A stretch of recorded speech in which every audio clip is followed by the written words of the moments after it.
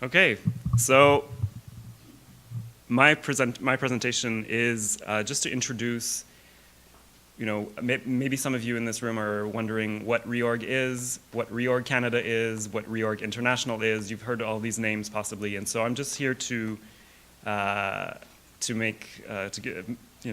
a little light on this program and all these projects going on across the world, focusing on museum storage.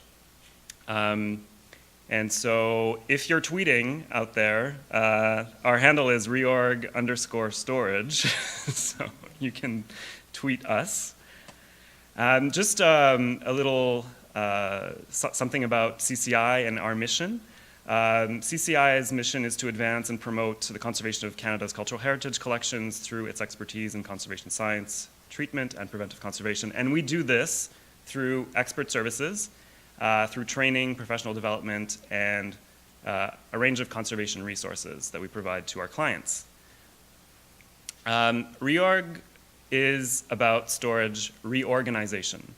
And just to make the distinction, storage reorganization is about starting from a situation that is complete chaos and creating order within the same space. So it's very, very different from storage planning, where you have a collection and you have possibly an empty space, and you're transferring that collection into an empty space or into a new building. So the issues are similar, but the whole methodology and the procedure to address these issues is quite unique.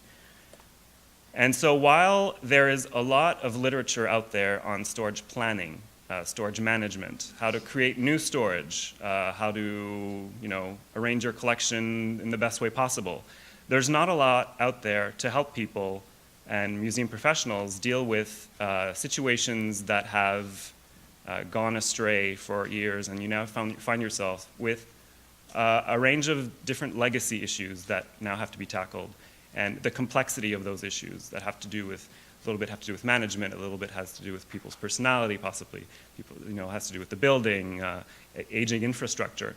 So there's a whole range of other issues to consider when it's about reorganization. And as we all know, it's an important problem because on average 90% to 95% or even more of our collections are in storage. So all these issues affecting storage are actually affecting most of our collection and most of our heritage.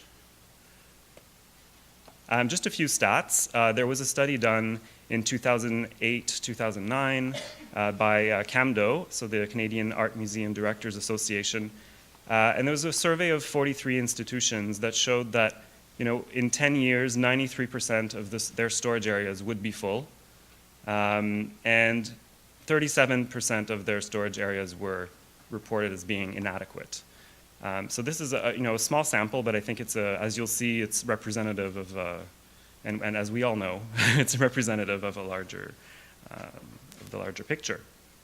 In the U.S., there was the Heritage Health Index report that came out in 2005, and one of the things they said about storage in there, and this was done by the Heritage Preservation in the US, and so they said that it is troubling that only 11% of institutions have adequate storage facilities for all their collections. So this is a survey of institutions across the United States.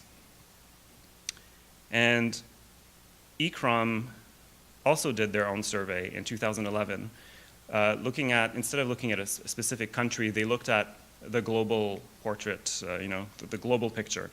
And so they partnered with UNESCO and ICOM in order to launch a worldwide survey on museum storage. And they were able to reach 1,490 museums across 136 countries. And this is the people of the respondents to the survey. And just the highlights of that survey are that in 50% of the museums who answered the survey, they either had no furniture, or when they did have furniture in their storage area, I'm talking about storage furniture, so storage units, and when they did have storage units, they were really overcrowded and it was a major problem. 40% of museums reported that they had no management support for making improvements in their storage areas, which was quite shocking to us. and 30% of museums reported that there was no clear responsibility for storage. So no one was clearly responsible for the collection and storage, which may indicate the origin of some of these issues. And then in 1 out of 4 museums, there was very poor documentation. So no accession register, no location system, you know, the works. And so this obviously leads to problems with, you know, losing track of collections and loss of various sorts, and also potentially problems for theft. In 25% of museums, it was reported as being difficult or impossible to get to the other end of the storage area because it was so overcrowded. And that was, I think that was one of the main revelations of this survey. It was very, you know, shocking to find that out. And so what this survey showed is that across all regions of the world, the problem of storage is omnipresent, and it's something that all museums of all sizes, large and small, have to deal with. And so it's really a universal problem. And of course, the consequences of this, we all know what they are. It's no longer possible to access the collection or use it for learning, enjoyment, or public outreach activities. And the collections then get physically damaged as well for, you know, research. It can no longer be used for research, exhibitions, and we lose part of our collective memory. And so when you're faced with a situation like the one you see on the screen, what do you do? Where do you start? You know, how do you move forward? And that's a question that ICROM asked in 2006. ICROM is an international intergovernmental organization. And so as a professional, you cannot be a member of ICROM. It's your government that is a member of ICROM. Countries are members of ICROM. And Canada is a member since 1978. And ICROM was created by UNESCO in 1956 and currently has 134 member states. So they serve a wide range of countries with a wide range of issues, but one thing they all have in common is storage problems. And so they sat down and tried to figure out, they partnered with UNESCO, and they developed this 3-year partnership called Preventive Conservation of Endangered Collections in Developing Countries. And I have to say that initially the partnership was called, you know, for, you know, in developing countries, but then as the project moved forward, they really quickly realized that it wasn't a developed versus developing country issue. It affects us all. And so the tools that were developed were really applicable to all museums everywhere. So there were 2 components to the project. One was documentation, because documentation was identified in a survey as being a major issue that needed to be addressed. And so a practical guide to help museums start a basic documentation system from scratch was developed, kind of a step-by-step. You know, how do you create an accession register? How do you locate create your location system and storage? Very, very simple steps. And this material was created by the School of African Heritage in Benin, the l'EPA, l'École du Patrimoine Africain. And in storage was the other component of this project. And there the idea was to really create a step-by-step tool and this component brought together 15 professionals from 15 different countries, and they created the storage task force. So these are museum professionals just like you, and they got together and brainstormed. So this is where they were across the world. The idea was to, you know, look at this problem of storage reorganization and how to approach it and how to make it easier for small museums with limited resources to address this issue. And so one of the first things that was done is to look at it from kind of to divide the problem into different components to make it more easily, to make it more easy to tackle the issue. And so, you know, management was a key component, you know, policies, procedures, mission, mandate, collection growth, all those kinds of things. building in space, the infrastructure, the building, the functionality of the spaces, the collection itself and its vulnerabilities, its specific vulnerabilities to the different agents of deterioration, furniture and small equipment, so all of your storage units and all of that kind of stuff. And so, since a lot of these professionals had done reorganizations in their own museums, they sat down and brainstormed, okay, so what needs to be done? First you need to get rid of all the rubbish, and then you need to get rid of all the non-collections. And so they kind of brainstormed on all the steps that needed to be accomplished and organized them in a kind of hierarchical way. First you need to do this, then you need to do that. And so out of that was developed also, one of the first, I think it's the best way to approach reorg, is the self-evaluation tool for museum storage. It's a series of 43 questions with benchmarks, and so you can see what situation best describes yours, and you're able to score the question, and then add up the results, and then after that you get a picture of how your storage is doing overall. So whether your collection is seriously at risk, whether you need a project, it's not an urgent situation, but you do need a storage reorganization project, or if only small improvements are needed, or if everything seems to be going pretty well for you. So that's kind of the first approach into reorg, and I encourage you to go onto the website that I'll be showing you and to download it and try it out in your own museum. So the methodology itself, reorg, is divided into 4 phases. So the first phase is called getting started, and that is about doing the self-evaluation, which I just showed you, building your team, your reorganization team, and really defining what your objective is for your museum and why are you doing this storage reorganization. The second phase is what we call the storage condition report. And as you would do a condition report for a single object if you're a conservator, the idea here is that you do a condition report for your storage to see how it's doing. And so you look at different things, such as we said, the collection. So here you have people doing a collections inventory, looking at the storage units, the storage furniture, what you have, what you need, and what condition is it in. And looking at things like the building, doing a building survey. So it's the idea of the storage condition report is to gather all of that information about your storage and possibly look at it in a different way that you haven't really looked at it before. So having to do the building survey, you kind of discover things and you look in nooks and crannies that you hadn't really explored. And so it allows you to highlight some issues that possibly you hadn't thought of.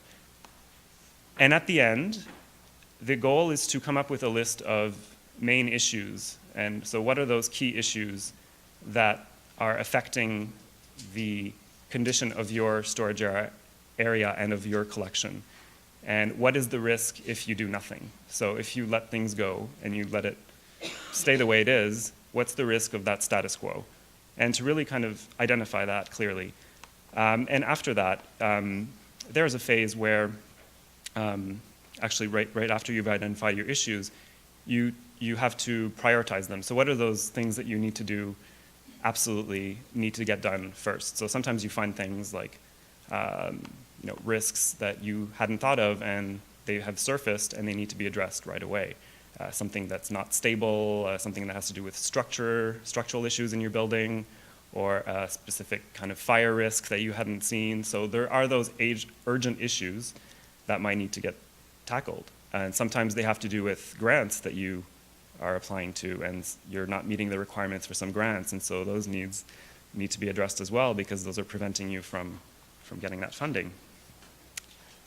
And then in phase 3, it's the storage reorganization project. So this is where, or the action plan, this is where you sit down and really work through all of those different issues that you've identified and tease out what are the tasks that are associated with correcting those issues. So if I have inadequate storage furniture and I want to have my storage furniture be adequate, I will have to identify what are the steps I need to do. Do I need to get quotes? Do I need to identify how many I need?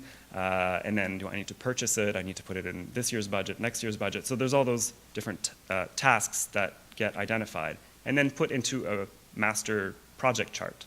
And you'll see an example of the project chart that we used at the reorganization at the Brantford Museum in the past few days. And so there's a very complex way of doing this with Gantt chart, and then there's a very simple way of doing it if you have a group of people working at the same time. That's very visual and that's very engaging, and that people can immediately know what the others are doing if you have a big group working on your reorganization, as we did. And then phase 4 is the implementation. So that's when you actually do the reorganization and implement your action plan. So this is an example of a storage area in India at the Indira Gandhi National Center for the Arts. And I'm showing this because I was part of this project a few years ago. And it's just a very, it's an interesting before and after. I mean, it really speaks to what can happen in very little time. This reorganization was done in 4 days. And so we went from a situation that had absolutely no storage furniture at all in storage, where all the collection was on the ground, where probably about 30% of the things that were in storage were non-collection items or things that could be discarded, and just made some really, really impressive improvements with the participants who were from this institution. And so, and this was a case where the participants were partly from the conservation department and then also from other departments of that institution. So you had people from the archival department, from the fine arts department, all working with the conservation team. And all these different departments had storage areas of their own. And so after this project was over and they saw the results, they were then motivated to start reorganize other storage areas within that institution. And so, yeah. And all of these tools and materials I've been talking about are all available online for free right now at reorg.info. This is where you will find it. And I'm very pleased to say that since the website was launched, this is an ICROM and UNESCO website that we at CCI use for our training workshops. And they provided me with the stats for the usage of the site, and it's consistently been going up since 2011 when it was launched, as you can see. And there is a way that you register to be able to see the full methodology, which is free as well, but they like to track how many people are actually registering and actually using the material.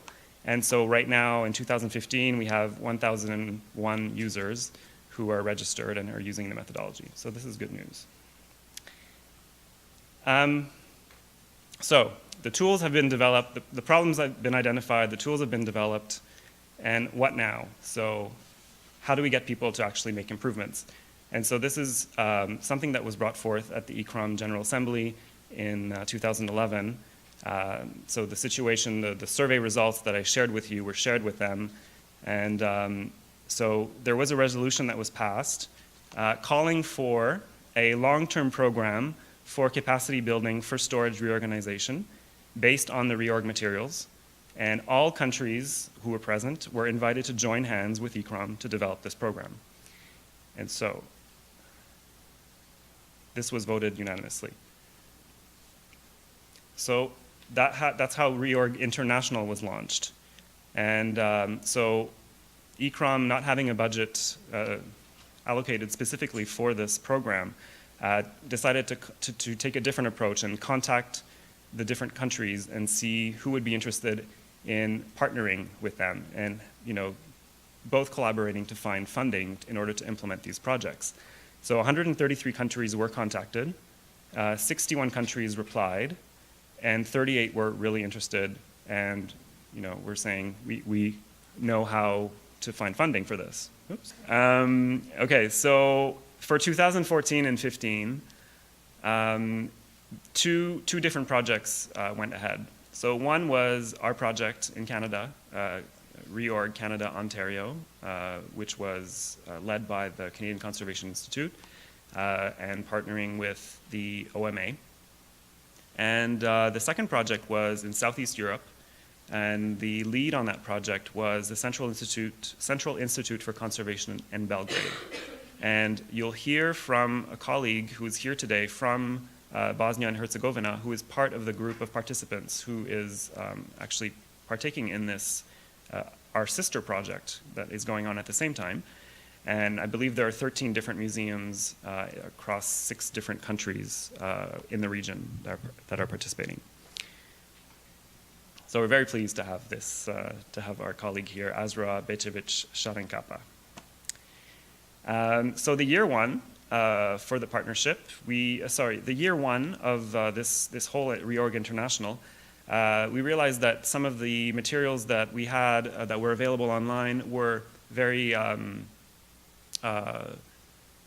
say time-consuming. They're very detailed, and so we needed something that we could work with if we were to take this distance mentoring approach, which we have taken.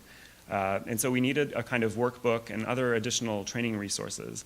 And also, we identified the need for a training platform to be able to follow the progress of participants online and for them to be able to exchange on their projects, since they're all located in different areas, in our case, of a province, but in the case of Southeast Europe, actually in different countries.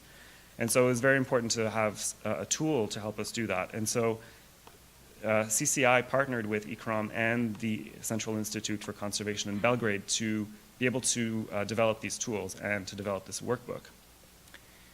And so the workbook is currently being used by the participants and will be available to everyone in 2016 probably.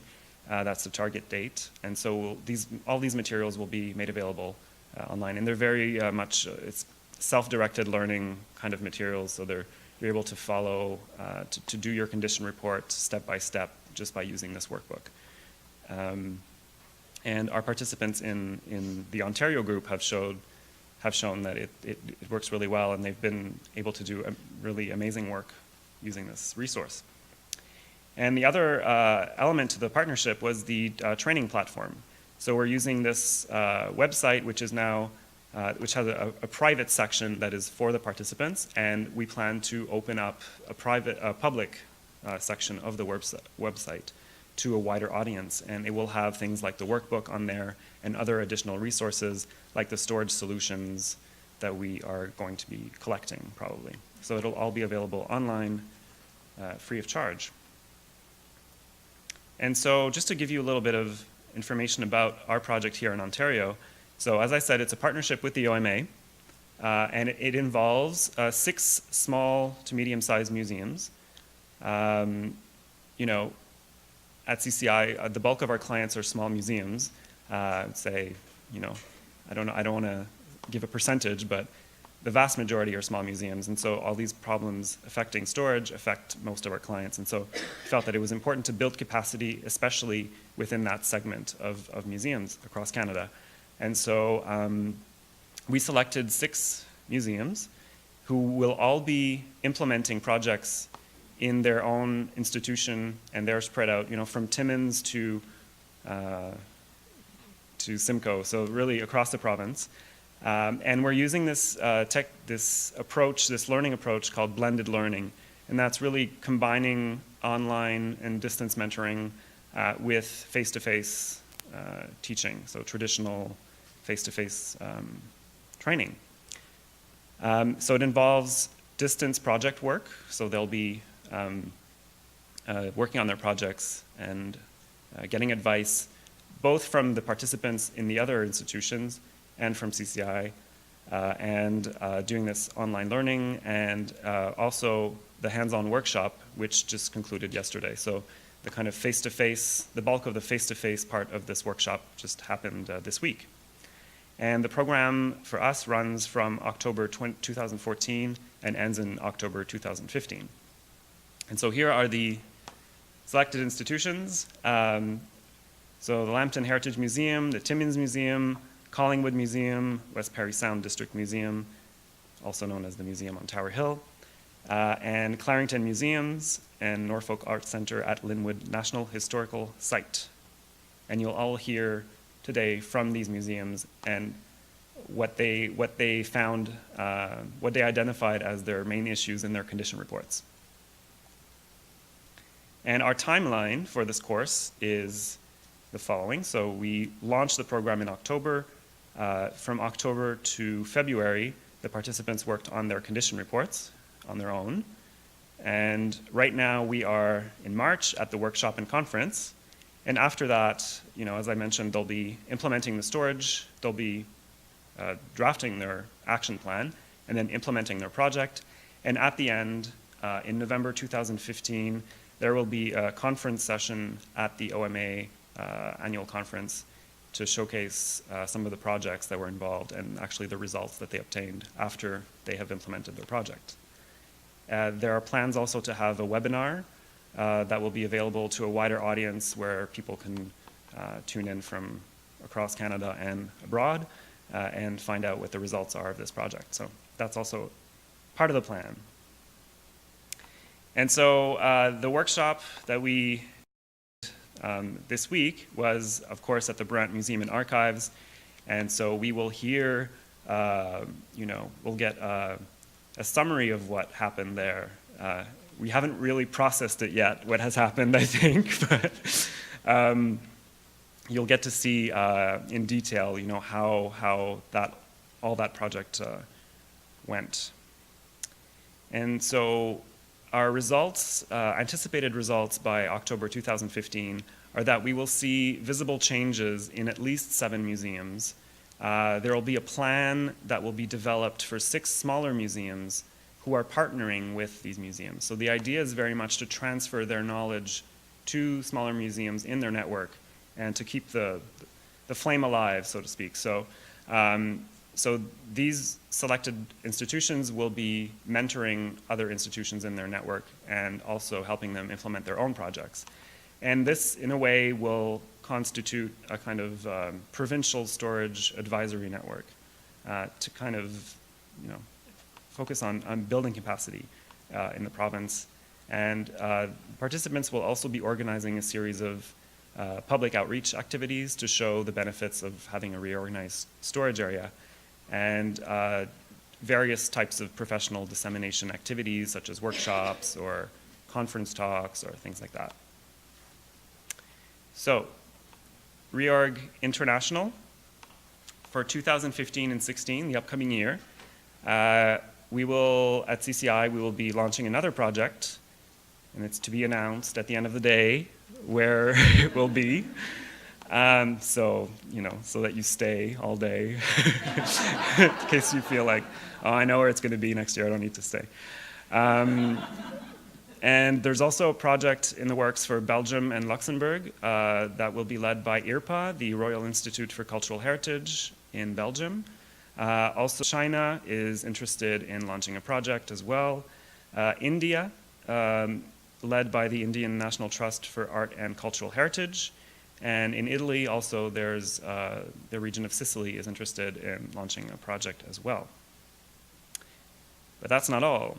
There have been missions led by ECROM to like feasibility studies to see whether or not it would be possible to start a project in Bahrain, in Algeria, and there have also been requests from Greece and Armenia to develop a project there.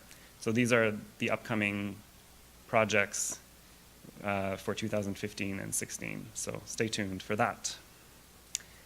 Thank you very much.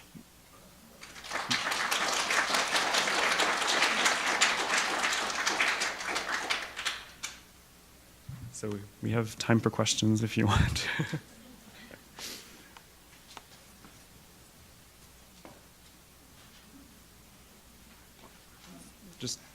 Just there, we have a mic that's going to circulate. Just 1 second, sorry.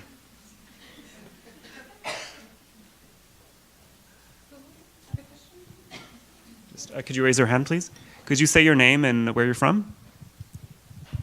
Richard Fuller from the Regional Waterloo Museum. At what point, because I would think at some point capital funding, capital investment is an important factor. At what point and how is it introduced in this process? Well, so for the first pilot project in Ontario, the museums worked with the Museum Assistance Program in order to prepare a grant application. And they worked with the advisor for Ontario while they were doing their condition report. So they had a better sense of what their issues were and where, they had already studied their storage fullness and the space. And so that helped them complete their application. And so a lot of these museums are actually receiving grants, or we know of one that has been already received the grant for this, so we'd like to congratulate you.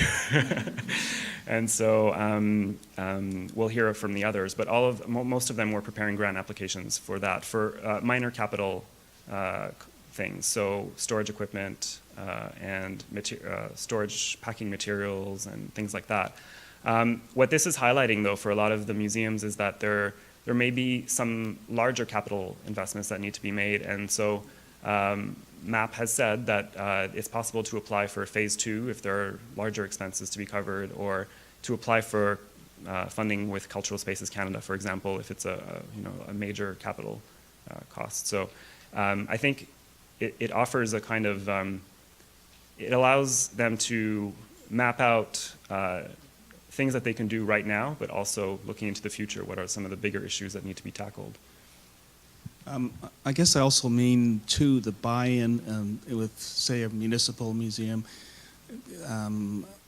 How do you get that, or what other sources of funding, or that particular buy-in to a project that it is significant and it needs funding? Mm-hmm. I'm just wondering what pathways are maybe available for that. That's a great question. I invite you to ask that questions to the different museums who are presenting, because each of them has had to find matching funding for their Museum Assistance Program grant, and so they were able to find funds locally in various ways. So,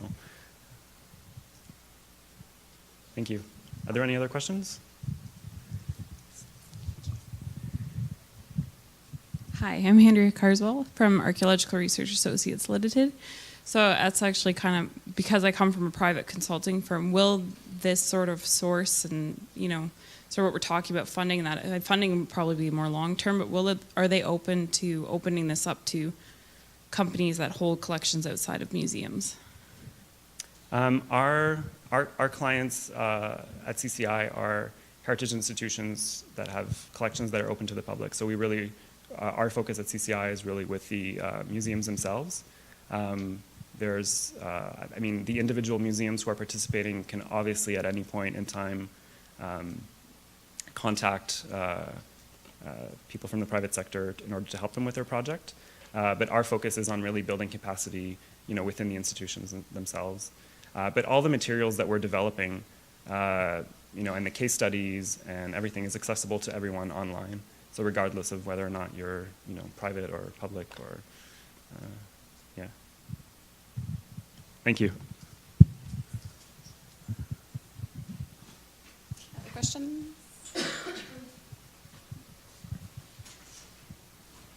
Great. Thank you. Okay, so.